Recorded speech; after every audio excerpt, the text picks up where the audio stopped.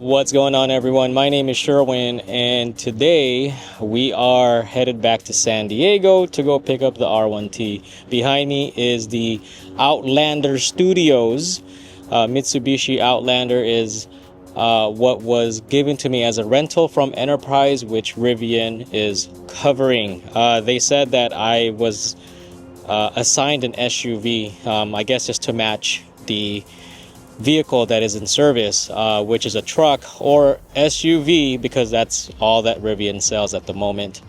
I'm already struggling because I have to remember to use the brakes, and I have to remember to turn it on and turn it off. And then when I park the vehicle, I was anticipating on some kind of camera to like turn on and show me my surroundings. There are sensors, ultrasonic sensors, as you can see here on the bumpers, and they did work as soon as I got near objects. But it's just one of those things, not even one, but the many things that EVs spoil you with the technology. So a little bit about this car. It's an SE trim. The interior seems to look okay. It's not leather. It's kind of like a cloth material with some leather. Maybe it's like half and half. I don't know. Chow mein and fried rice. But this does have a third row. So I believe it is a 7-seater, but it's not a big 7-seater. No glass moonroof or sunroof. It does have Apple Play compatibility, thank goodness, because that's the only time I actually look for it, is when it's the crappy interface. So the shifter is a bit odd, and there are drive modes right here. Yeah, oh boy, this is gonna be interesting. I mean, we have a gas car, but the distance I'll be driving is gonna be fairly long. It's a little over 100 miles. Again, they gave me another Uber voucher, but I just feel that I'm just gonna have a very difficult time finding a ride to take me to San Diego. So I just said, you know what, I'll take an Uber to Enterprise, and then I'll just rent a car at Enterprise, and I'm supposed to drop this off at Rivian, and we should be good. They took a $100 deposit, Enterprise did. And then they showed me where the gas gauge is, so we have to bring it back with about the same amount of gas. Anything else? Today is the 1-year delivery day anniversary of the Rivian R1T. I already miss it, so let's just go. I'm ready to go pick it up. We have arrived here in San Diego. I'm pumping gas. So this is like a push button thing, but if the door is, if the car is locked, it won't go all the way. Man, oh my goodness, I don't know what I'm doing. But gas prices here, we're gonna be doing 87 at $4.57 per gallon. We prepaid for $15 because I used approximately 3 gallons. We're gonna go over the specs and stats of the Mitsubishi. Oh boy, I remember this. So we are pumping gas right now. Maybe I should not stand next to the nozzle, but we gotta do what we gotta do. All right, we are here at Rivian. I'm glad I took a photo of the trip computer before I pumped gas, because it resetted it, so it's not too accurate. Well, it's off by 2 miles, but we drove 98.2 miles to the gas station, which was just down the street, hour and 47 minutes, 37.4 miles per gallon, 55 miles per hour as an average speed. So I put in $15 and like 3 gallons worth of gas, and we're back up to whatever it was when I first got the rental vehicle. I miss my truck, my goodness. Driving gas car, no thank you, no thank you.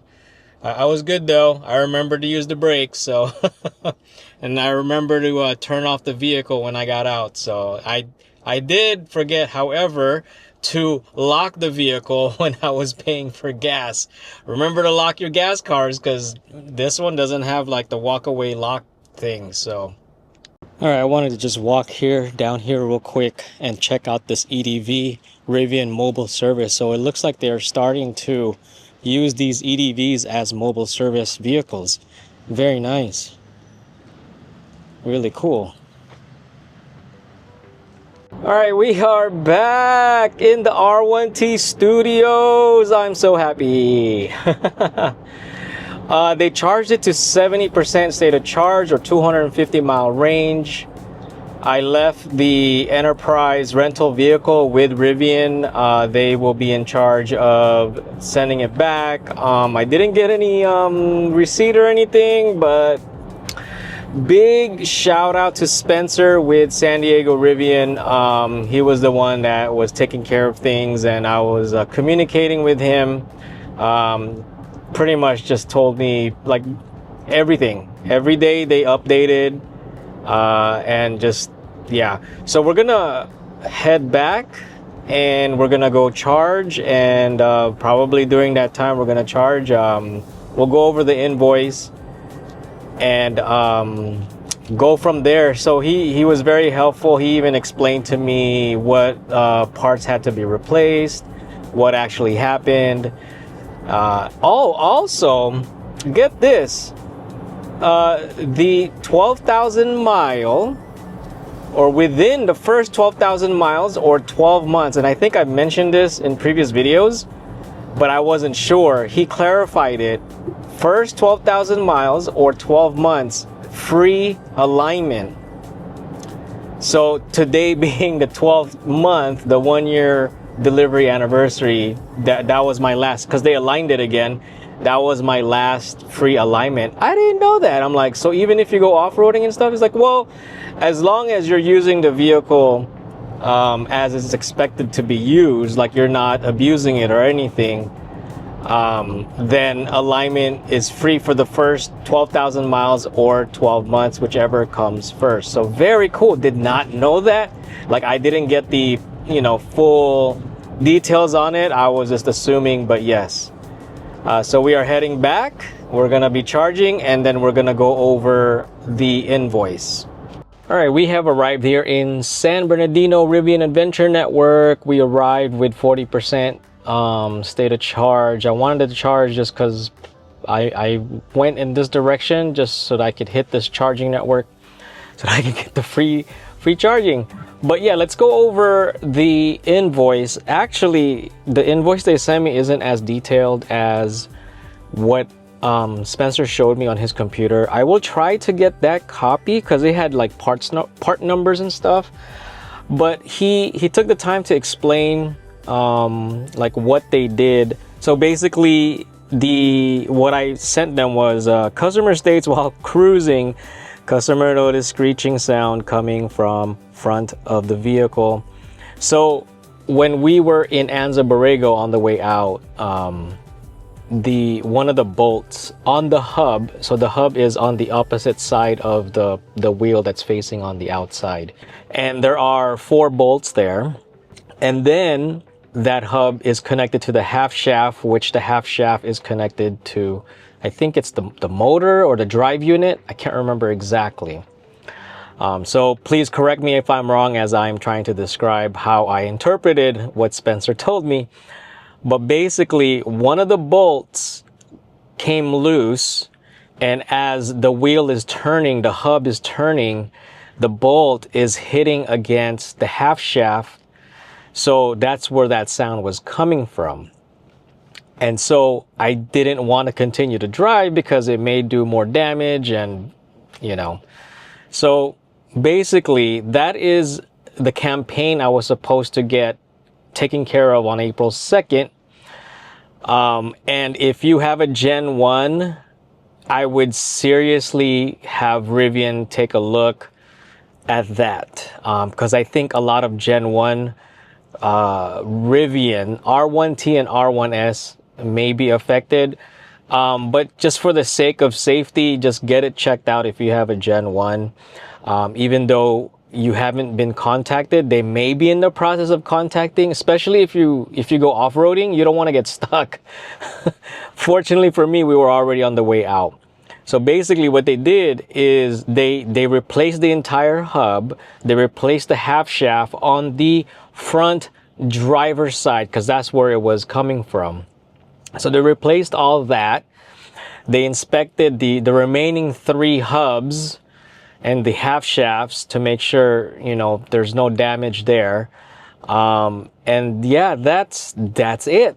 That's really it. So if you have first gen, again, 12-volt battery, they have a campaign. I'm not saying that all are impacted in the Gen 1, but it might be a good idea just to reach out and just make sure you are not part of that campaign or in the process of being informed.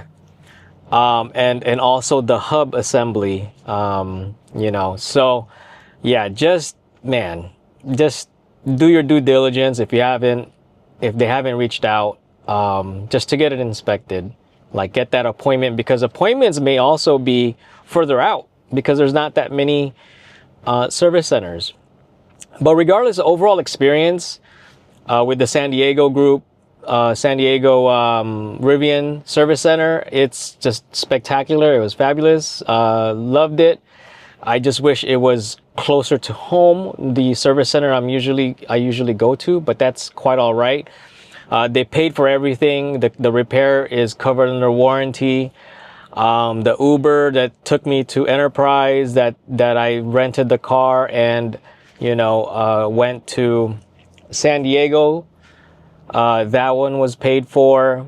I just had to pay $15 for the gas. I probably didn't need to, but look, I just want to. That's just the way I am. That's how I feel about when I get loaners. I take care of loaners as if it was my own car, because there's been many times that, like, let's say with Tesla, I've done it. You've seen it on other videos that the condition of the loaners were just pretty bad, and it's just very unfortunate that, you know, Tesla and sometimes Rivian just do not have the ability to keep those loaners clean. Now, I'm also going to say that people who borrow the loaners are partly at fault. That, look, just be a little bit more considerate and try to keep it clean. Just because it's not your car doesn't mean you should treat it. I don't know. I don't want to starting a rant on this, but look, I don't know. Just be more considerate.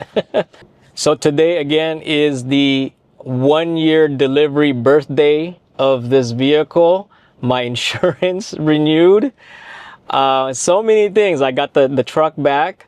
I still have to run an errand. I have to pick up something. So I'm going to go ahead and do the trip data for the entire trip. So for the entire trip, Anza Borrego, going there, not going to the service center because I was towed, but leaving the service center back to the San Bernardino charging station. I'm not going to include the trip back to the house because, again, I'm going to run errands, but I think it's close enough. I drove 300.2 miles total, 2.14 miles per kilowatt hour, and 142 kilowatt hours of energy spent. I will also put the equivalent miles per watt hour. But yeah, I mean, pretty good, I think, for a truck, 7,200 pound truck. Yeah, so this video ended up being like a 2, 3, maybe even a 4-part video. So make sure you check that out. Also, being that it's a 1-year delivery birthday, I will be working on my 1-year review for this vehicle. I think I've driven, at this time, I've driven 9,419 miles. I'm going to be putting it a little bit more before the end of the day. So I'm going to take a snapshot of that and share that with you all. But yeah, just stay tuned for that video. I got lots of things to talk about, good, bad, and everything in between. And then if you haven't checked out the Cybertruck review video, 2-month review video, I've driven, I think, like close to 8,000 miles. Go check that out. But also, what's also upcoming is the video that I'm comparing the Rivian R1T with the Tesla Cybertruck. So I got some stuff going on with that. So stay tuned for those two videos. Very exciting. And just be a little bit patient because there's just a lot of things going on.